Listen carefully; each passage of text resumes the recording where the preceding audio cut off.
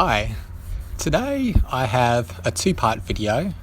The first part of this was recorded back in February in 2020, and I thought I had put a video together with this in it, but it looks like I haven't. So I'm going to make use of what I recorded back then, and I'll play that to you first. So here you go. Hi. Have you ever manifested something into reality? Do you believe that manifestation is a real phenomenon? I feel that manifestation really is true, and I have some stories that I could share about my experiences.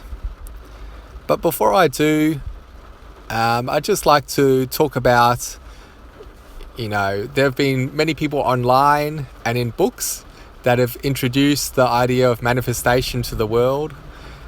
And there's things like, I think there's a book about The Secret, I think it's called. And lots of people online who promote this idea that anything that you want in the world, anything that you really desire, that your heart desires, you just have to ask the universe for it and it will be delivered to you. It will happen. And people, generally speaking, when they hear that at first, they think, oh, that sounds like a load of rubbish. That sounds stupid.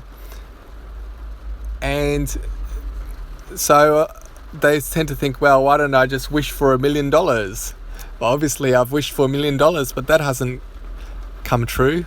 I haven't got it.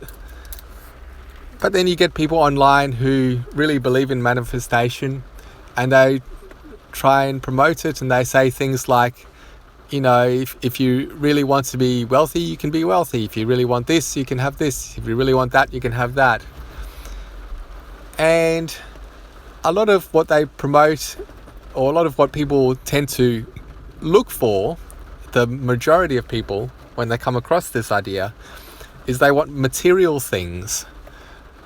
They have certain desires or wants in their mind about things that they think that they want in life, and that if they had those things, that those things would make them happy.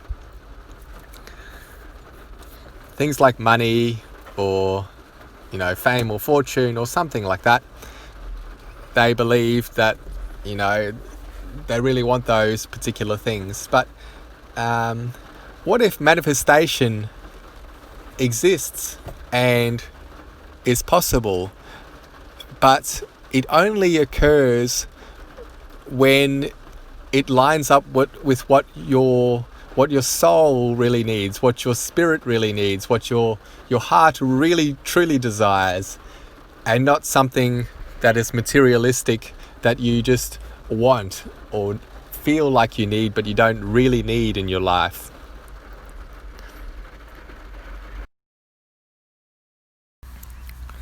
Okay, so the second part, which is from today in July in 2020. Today I was going for a run, getting some exercise, and I just had this idea in my mind that people who are religious and Christian say there's a God, and then they'll say, people will be like, where is God? And some people, a lot of people just assume, there's like this guy up in the heavens who's like the creator of everyone. They sort of like envisage it from like a human perspective as being like this either person or being who's sort of like, up there in the sky type of thing.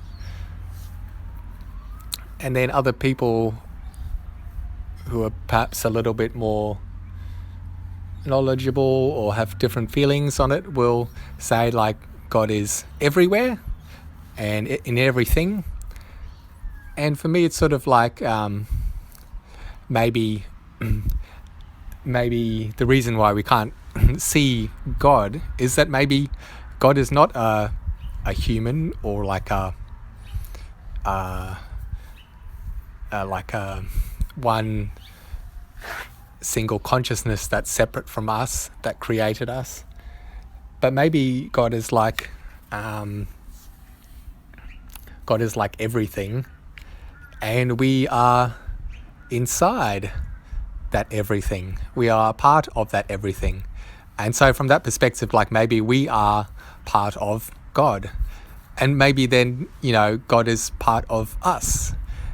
And sort of, we like to think of the world in a very kind of physical way often. And you think like, we're small, so God must be big. That's a traditional sort of thought. But then maybe like God is not really a fixed size. Maybe God is just like everything that you can possibly perceive and imagine and experience. It's all like the whole thing is just like inside this consciousness of God. And then I was thinking, like we've maybe we're in this world that has all these rules and restrictions, and we don't find magic or much magic here, although some people have started seeing supernatural sort of things. But maybe people say that we are like this split consciousness, and that originally we sort of like all came from the one thing. So we're all sort of like we are all one in a way. But at the same time, I feel like we're all one, but we're all separate from each other. So we're both all one consciousness, but we're all separate consciousness at the same time. So depending on which way you look, it can be all or separate. And it's just perhaps your perspective on which one you want to perceive at that point in time. And most people perceive themselves as separate beings. People prefer to be separate. They like to have their separate thoughts. They don't want to imagine other people being able to read their mind. But perhaps if they just let go of that for a little bit, maybe they would see themselves also being part of everything and all being one. So having all, our one kind of consciousness. So people say that we're like this split or like sharded kind of. Imagine you take a mirror and then you drop it on the floor and it cracks into a million pieces, and each one of those pieces is a person or is a consciousness. And so like each one of those pieces may represent us as an analogy. And I'm one piece, you're another piece, that other person is another piece, that other person is another piece. But if we could all get together and we could all line ourselves up in perfect, put that jigsaw puzzle back together, and we could get all those pieces of the mirror or pieces of whatever that's split, and we just line them up nicely. So I'm maybe like this 5-sided piece or 8-sided piece or whatever, or 119-sided piece, and then I'd line up with this other person who's next to me who's like this 3-sided piece, and I'll line up beside someone else who's like this 1,000-sided piece, and we all get together, and eventually, if enough of us kind of line up together, we would all come together and we would all be like one. So that's just my sort of like perception of it. I experience certain things in my life, but I don't experience all of the things that you guys do. Maybe I can only experience bits and pieces, and you experience bits and pieces. But if we all came together and we all became like one, then, and this is my point that I'm getting at, maybe we would find that together, if enough of us in this community all got together and we lined up our thoughts and experiences together in one place, in one time, in one moment, maybe we would find that perhaps we are the God. And people like to say, like, don't play God sort of thing. But maybe each individual person shouldn't try and play God. But if we all got together and we all wanted to do the best by everyone else, and we all wanted to come together to all have a shared beautiful experience together. And we all spoke the same thought. We felt the same energy. We shared something between us together. Maybe that would be like all coming together as ourselves, as the God, as the creator. Maybe if we all came together, we could literally move mountains just by speaking our word, our particular thought, our particular what we desire. And this ties into the first part of this video from a few months ago, where I had talked about, manifestation and people having certain thoughts or desires, things that line up with their soul or what their heart really desires, or really needs, I guess, in a way. And if we all got together and we all had that same kind of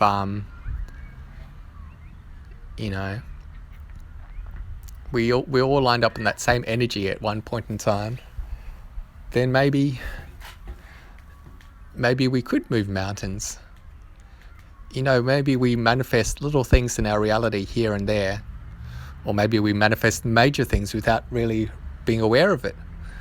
But imagine if all of us lined up and wanted to help humanity in some way, or help ourselves, or help everything that is, to have the best possible experience and to do what needs to be done, or to, I didn't even know what we would agree on doing, but maybe that's all it would take. But perhaps we all like to have our shared experiences and then like to have our separate experiences. Perhaps we like to be individuals. Perhaps we never came together to manipulate reality on such a grand scale because we prefer to each experience the world, see different things, interact with each other, learn from each other.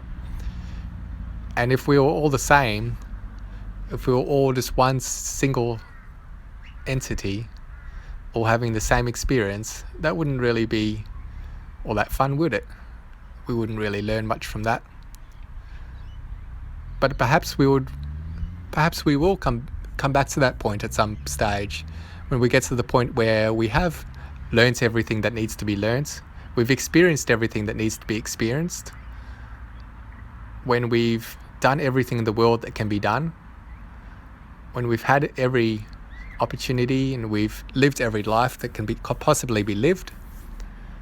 Maybe then we'll remember all of those things together, all come together and reform and be one.